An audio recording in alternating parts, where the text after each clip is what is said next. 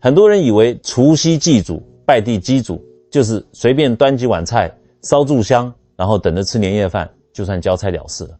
跟各位讲，如果你只是抱着这种走过场的心态，那我劝你最好别拜，真的别拜，因为拜错了比不拜还可怕。为什么敢说的这么重？因为风水从来不是迷信，风水是环境学，是磁场学。你把你家的大门打开，请进来的是神还是鬼，全看你桌上摆了什么东西。今天我要跟你们讲一个发生在高雄的真实案例，这是我一个病人的亲身经历。听完之后，我保证你会吓出一身冷汗，马上想要冲回家去检查你们家的神明桌。这个病人大家都叫他林阿伯，住在高雄港那边。我还记得那天下午，诊所里人不多，门帘一掀，进来一个人。我抬头一看，真的吓了一跳。这张脸灰扑扑的，就像一张在那放了10几年的泛黄旧报纸，眼窝深陷，黑眼圈重得像被人狠狠打了一拳，完全没有一点活人的光泽。最显眼的是，他右腿打着厚厚的石膏，腋下架着一副拐杖，整个人几乎是拖着进来的。每走一步，那拐杖敲在地砖上，嘟嘟嘟的声音，听得人心里发慌。其实我认识他，2年前他来找我看过感冒，那时他是个什么样的人？那是个非常硬朗的汉子。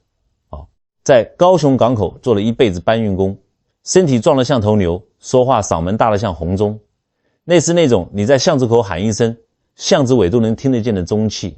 虽然年纪大了，但那个腰杆子挺得笔直，一看就是那种福气很厚的人。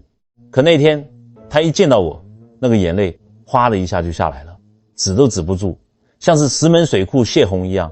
他甚至没等我开口问诊，直接丢掉一根拐杖，那只颤抖的手死死抓住我的胳膊，我就感觉那只手像枯树枝一样冰凉刺骨。他哭着喊：倪医师啊，我不甘心啊，我真的不甘心。我林阿伯这辈子没做过伤天害理的事，我也没去害过人，我辛辛苦苦攒了一辈子的钱，全是为了这个家。为什么老天爷要这么整我？为什么我的祖宗不显灵，反而要害我啊？我想把他扶到椅子上，他甚至软得像滩烂泥。原来过去这一年对他来说，简直就是一场醒不过来的噩梦。林阿伯这辈子本来是让人羡慕的，年轻时肯吃苦，在港口那是拼了命的干，退休后拿了一笔退休金，给他在台北打拼的儿子在高雄开了一家五金行。他儿子也争气，生意做得有声有色，还在高雄买了独栋透天厝。他还有个宝贝金孙，在当地最好的高中念书，那是全校前10名的好苗子，老师都拍着胸脯说这孩子稳上台大。你想想，儿子有产业，孙子有出息，自己身体硬朗，这本来是多好的晚年，这就是我们最求之不得的五福临门啊。但是坏就坏在他那个好心上。去年除夕之前，林阿伯心里盘算着，哎呀，今年是我们林家的大年啊，儿子店面扩张了，孙子马上要参加大考了，我不求别的，就求祖宗保佑，让家里顺顺利利，让孙子考个状元回来光宗耀祖。这老爷子也是个实诚人，也是个大孝子，他觉得要想让祖宗保佑，那贡品就得好，就得贵，便宜没好货，好货不便宜嘛。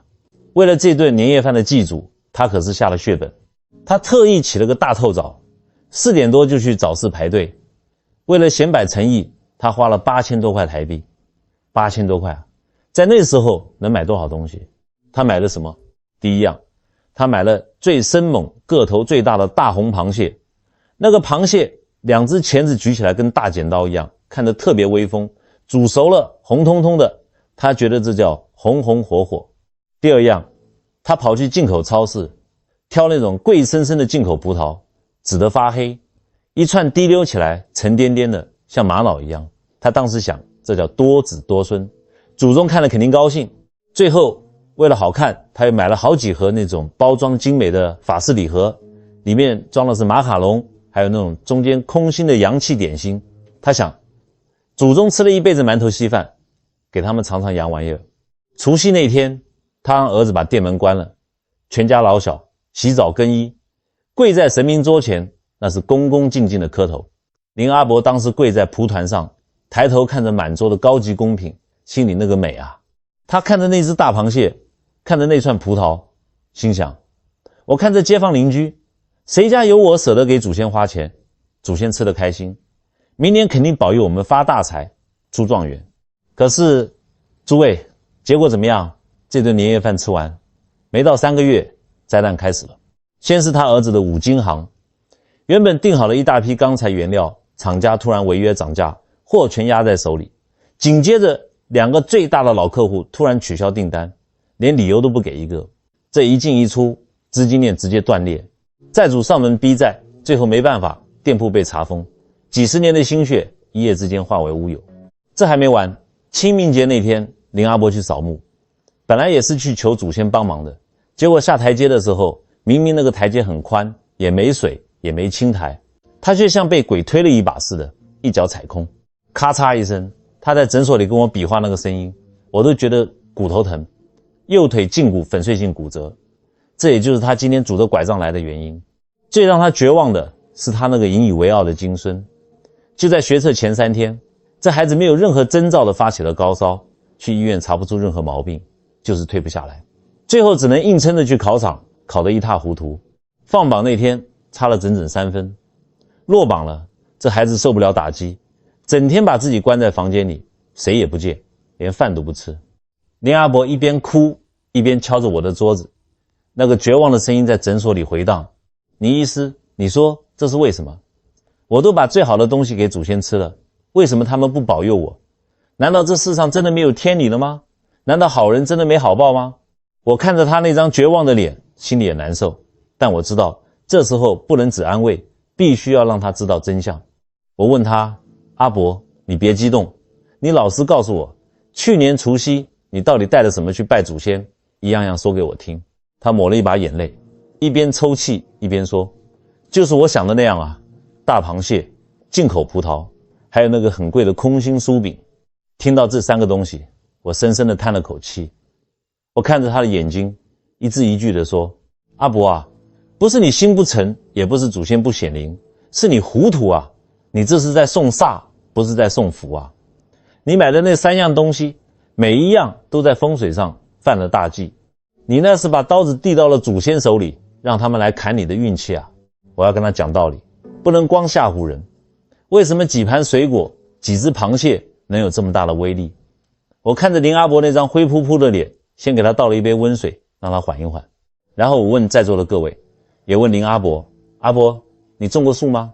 他愣了一下，点点头，种过啊，年轻时候在乡下种过果树。我说这就对了，一个家族其实就是一棵大树，祖先是什么？祖先就是这棵树的根，埋在土里你看不到，但它决定了一切。子孙是什么？子孙就是这棵树的枝叶和果实。你看那棵树，如果叶子发黄了，果实长得瘪瘪的，或者干脆不结果子了，你这个时候要是拿着喷壶去给叶子喷水打蜡，甚至拿绿油漆去把黄叶子涂绿，有用吗？林阿伯摇摇头，那哪有用，那是骗自己。我说对啊，那是治标不治本。叶子黄了说明什么？说明根部出问题了，是不是根烂了？是不是根上没营养了？是不是土里有虫子在咬根？中医治病讲究治病必求于本，风水改运讲究寻龙先看主，道理是一模一样的。只要根生叶茂，根部吸收到了好的营养，那个养分气就会顺着树干输送到每一根枝条、每一片叶子上。这就是为什么我们讲究祖德流芳，为什么祖先风水好，子孙就兴旺。那有人会问了，倪医师，那我平时也能拜，为什么非要强调除夕这一天？问得好，这里面有个大秘密，很多人不知道。除夕是辞旧迎新的关键节点，这是天地之间气场进行交接的时候，旧年的气也就是太岁在这一天结束，新年的气在这一天开始萌发。这就像是树木冬眠结束，地底下的阳气开始动了，准备发芽的那一刻。在这个节骨眼上，如果你通过正确的仪式往这个根上浇灌了清新的水，施了最好的肥料，那么等到春天一来，也就是立春，这股新生的阳气就会顺着根把你整个家族的运势呼的一下拖起来。但是林阿伯，你在大年30这天做了什么？你往自家祖宗的根上浇了一盆毒药，你埋了一把剪刀在根底下，那个根一烂或者被剪断了，树叶肯定先黄，果实肯定先掉。所以你看看你家这一年发生的事，你儿子破产，这是枝干断了；你孙子落榜，这是果实掉了；你自己断腿，这是树皮破了。这哪里是巧合？这就是气场崩坏后的必然结果。林阿伯听得目瞪口呆，手里的水杯都在抖。倪医师，你是说我买的那3样东西就是毒药？我点点头，表情非常严肃。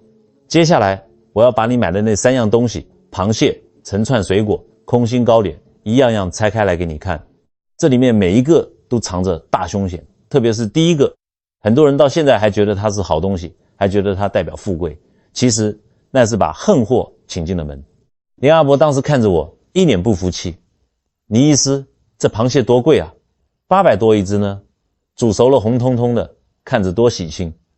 我想着这叫鸿运当头，怎么就变成煞气了？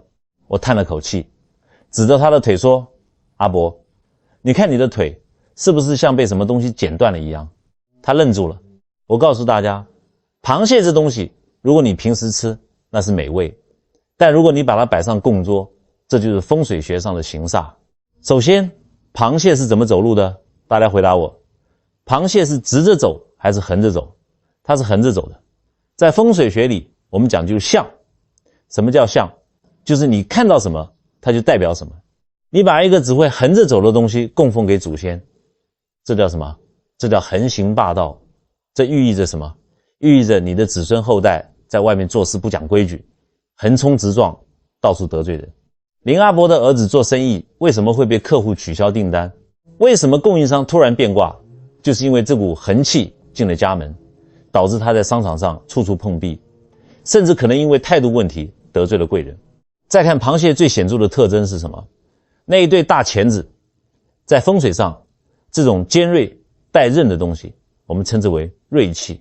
这2个大钳子摆在供桌上，正对着祖先的牌位，也正对着你家的大门。这在风水学上叫什么？叫剪刀煞。这把剪刀是干什么的？它是用来剪东西的。你把它摆在财位，供桌通常是家里的财位之一，它剪的是什么？它剪断的是你家的财路，它剪断的是你儿子的人脉，它剪断的是你孙子的考运。林阿伯儿子的五金店资金链断裂，那不就像是被剪刀咔嚓一下剪断了吗？这其中的关联细思极恐啊。最后，从中医的角度讲，螃蟹是什么属性？大寒之物。螃蟹生在水底阴寒之地，性味极寒。除夕是什么时候？是冬天，天寒地冻，阴气最重的时候。祖先属于什么？属于阴。你把一个极寒的东西供奉给属阴的祖先，这叫雪上加霜，这会让祖先的灵体感到极度不适，甚至发抖。祖先住得不安稳，他在那边冷得发抖，怎么有能力保佑你们？所以林阿伯，你那一对大红螃蟹看的是喜庆，其实是把寒气、煞气、横气全招进了家门。你这哪是祭祖，你这是在给祖先上刑啊。讲完了螃蟹，我们再来讲讲那个成串的葡萄。林阿伯听得脸色发白，哆哆嗦嗦地问，那葡萄呢？葡萄多子多孙呢？这种没错吧？我摇摇头，错，大错特错。这也是很多老一辈人容易犯的文人煞，就是只知其一，不知其二。在民俗文化里，成串这个意象在不同的场合有完全相反的含义。如果是结婚、生子这种大喜事，你送葡萄、荔枝，寓意好事连连，多子多福，那是没问题的。但是祭祀是什么？祭祀是面对亡者，是面对阴界，在这个场合，成串的寓意就变了。我们台湾话里有句俗语叫规串提去，这句话是什么意思？就是说，如果不好的事情发生了，就像提葡萄一样，一个接一个，谁也跑不了。这就是易经里讲的千年之象。你看林阿伯家发生的事，儿子破产，父亲断腿，孙子落榜，这不就是一连串的倒霉事吗？这就像那串葡萄一样，你提起一个，下面跟着一堆。我们祭祖希望的是子孙个个独立强壮，我们希望他们像大树一样，每一棵都能独当一面，而不是像葡萄一样软趴趴的，必须依附在藤蔓上，一扯就全动，一烂就烂一窝。有人会问，倪医师，那香蕉也是成串的，为什么香蕉可以拜？问得好，这就是细节。你看香蕉是怎么长的？香蕉是向上长的，它的果实是指向天空的。而且香蕉虽然成串，但它们是紧密的抱在一起，像兄弟一样肩并肩。所以香蕉寓意着家族团结，蒸蒸日上，招财进宝，因为它像元宝。而葡萄呢，葡萄是垂下来的，垂头丧气，软弱无力。所以在祭祀祖先的时候，千万不要用这种垂下来的成串的水果，你要用就用那种个大饱满独立的水果，比如苹果、橘子、柚子。林阿伯那个孙子本来成绩那么好，为什么大考前突然发烧？那就是被这种连坐的气场给影响了。家里的晦气太重，孩子抵抗力弱，一下子就被这股千年的力量给拽下去了。最后这一个禁忌也是最容易被大家忽视的。很多像林阿伯这样的人图方便，直接去超市买那种包装的很漂亮的礼盒，打开一看里面是什么？空心酥、泡芙，那种中间没馅的点心。林阿伯当时还觉得这东西洋气，祖先肯定没吃过。我告诉他，你这是在骂祖先啊。在祭祀文化里，我们最讲究的是什么？是心。老祖宗说，祭如在，祭神如神在。你给祖先吃这种无限的东西，谐音就是无心。祖先看到这东西，心里会怎么想？哦，你林阿伯来看我，带了一堆空壳子，你这是敷衍我啊！你心里根本没有我啊！既然你子孙都无心了，那我这个做祖先的为什么要费心费力保佑你？再从现代科学和气场学的角度讲，这种超市里卖的精装礼盒，保质期动不动就是1年半载，为什么？全是防腐剂，全是化学添加剂，这东西有生命力吗？没有，它是死的。祭祀讲究的是气，是新鲜的能量，最好的贡品，是刚摘下来的水果，是刚做好的热饭热菜，那里面有生气，有大自然的能量。你弄一堆死气沉沉的化学合成品摆在那里，祖先吸到的都是浊气，这种浊气在家里散开，家人吃了身体能好吗？林阿伯听到这里已经是泣不成声了，他一边擦眼泪一边说，倪医师，我真的不知道啊，我以为花钱多就是好的，我真是糊涂啊，那我该怎么办？我家是不是没救了？我拍拍他的肩膀，递给他一张面纸，我说，阿伯别哭，既然你找到我了，那就是缘分，不仅你的腿我要给你治，你家的风水我也教你怎么救，只要你照我说的做，明年除夕保你翻身。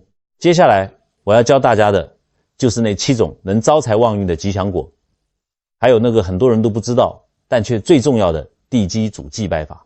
我给林阿伯列了一张7宝转运单，每一个都有讲究，我不光告诉你买什么，还要告诉你怎么挑怎么摆，这才是真功夫。第一样是苹果，这是首选，寓意平安是福，红火招财。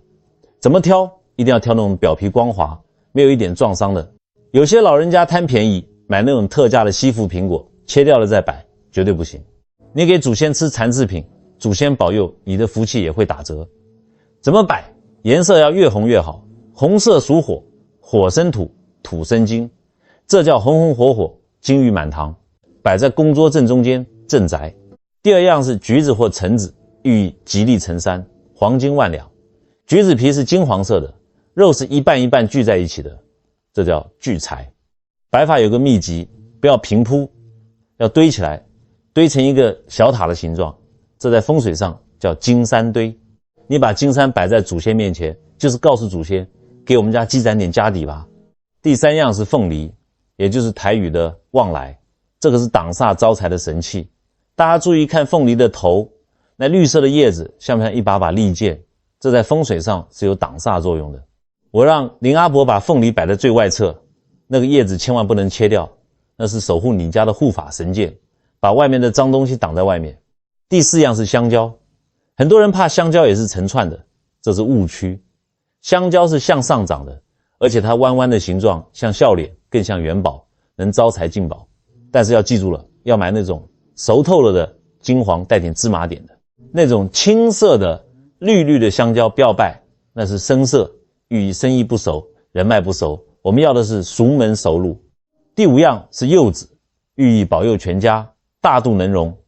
柚子谐音有籽有汁，最关键的是柚子的皮非常厚，很难剥，这在相学上叫城府深，家底厚。而且柚子像个大肚子，叫肚大能容天下财。家里做生意的一定要摆柚子，防漏财。第6样是木瓜，寓意福寿双全，暗藏玄机。木瓜切开，里面全是黑籽，叫百子千孙，而且那些籽是藏在肉里的，外面看不见，这叫财不外露，特别适合求子求学的家庭。第7样是柿子，谐音事事如意。柿子摸起来软软的，寓意身段柔软，八面玲珑。在这个社会混，太硬了容易折，太软了被人欺。柿子外圆内软，刚刚好教你做人的道理。不管你选这7样里的哪几种，记住一个铁律，必须新鲜，必须完整，贡品就是你的心。但是我要特别强调一点，千万不要切。现在的年轻人讲究什么摆盘艺术，觉得整颗水果摆上去俗气，于是就把苹果切成片，甚至雕成小兔子，把西瓜切成三角形，摆得像个花篮一样。大错特错，各位，这是在拜神，不是在开鸡尾酒会。在风水学里，这就叫分崩离析。你看那个切字旁边是一把刀，好好的一个圆满的果实，你拿刀把它切开了，那个原本完整的气场就破了，代表平安破裂，财气外泄。我以前在台中看过一个风水案子，这家是豪门，很有钱。过年的时候，新进门的儿媳妇为了表现自己贤惠，特意学了一手水果雕刻。大年初一，她把供桌上的苹果、梨子、哈密瓜全部切开，雕成花，雕成鸟，摆的那叫一个漂亮，大家都夸她手巧。结果怎么样？那一年这个家族里的3兄弟为了分家产，打得头破血流，直接闹上法庭。后来那个当家的老太爷来找我哭诉，我说你回去看看你家供桌，神明面前动刀兵，把圆满切成碎片，这个相一出来，家里能不散吗？所以各位千万别手痒，买回来的水果要洗得干干净净，擦得亮亮堂堂，蒂头不要剪，那叫留住根；皮不要削，那叫留住财；果肉不要切，那叫留住气。就要它原本的样子，圆滚滚沉甸甸的摆在那里。神明看的是那个自然之相，不是看你的刀工。林阿伯听完这7样水果的讲究，那个眼睛亮得像灯泡一样。他说，倪医师，我活了60岁，头一次知道买水果还有这么多道道，我以前真是瞎买啊。讲完了给祖先的水果，林阿伯觉得有救了。但我告诉他，这还不够，还有一个神。现代人最容易忽略就是地基主，家里不顺，先拜地基主。祖先是大老板，1年回来一次。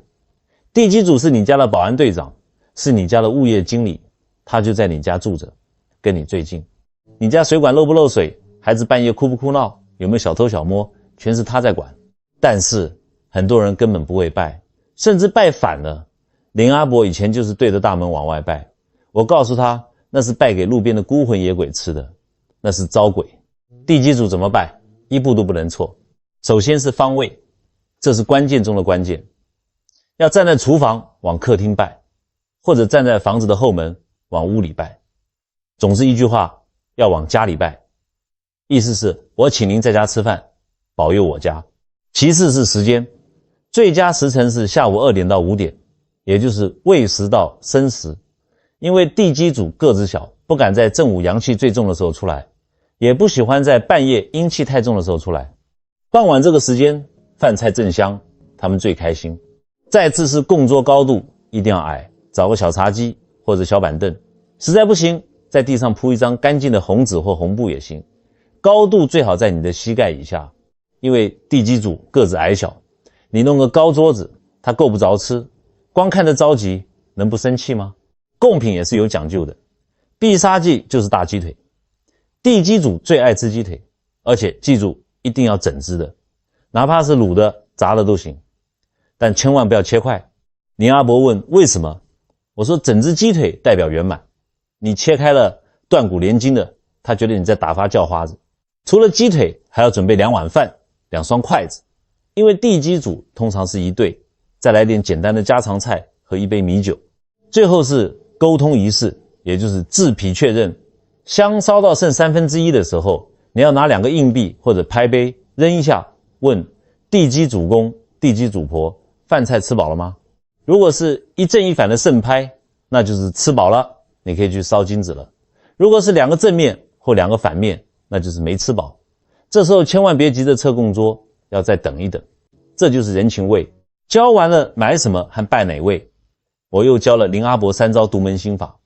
这3招能把前面做的所有铺垫瞬间点燃，把能量推到最高点。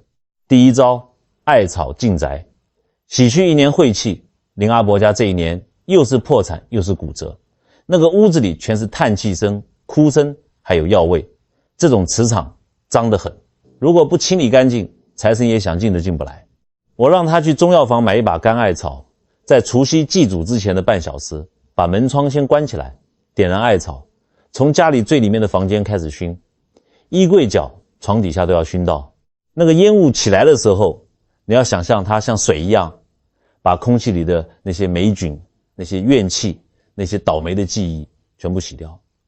最后走到大门口，把门窗全部打开，那一瞬间你会感觉屋子里的空气呼的一下换了，这就是气场置换。第二招，传承接力，孙子才是主角。这一点是我骂林阿伯骂得最凶的。他说以前祭祖都是把孙子赶进房间去做功课。我说你真是丢了西瓜捡芝麻，祖先的福气要传给谁？传给孙子啊。你把接收器关在房间里，这讯息怎么传？我让他今年除夕必须把孙子叫出来，穿戴整齐，让孩子亲自划火柴，点燃那3炷香，火代表兴旺。最关键的是要让孙子亲自把香插进香炉里。这时候林阿伯要在旁边大声说，阿公，这是我们林家的孙子，他今年要考大学了，请您看清楚他的脸，一定要保佑他开智慧，笔下有神。这一刻叫做认祖归宗。第3招，分福供食，把能量吃进肚子里。祭拜结束了，贡品怎么处理？千万别随便往冰箱里一塞。我告诉林阿伯，除夕晚上的年夜饭，把祭拜过的那些水果、糕点切成小块，装在一个大盘子里，全家老小每人必须吃1口。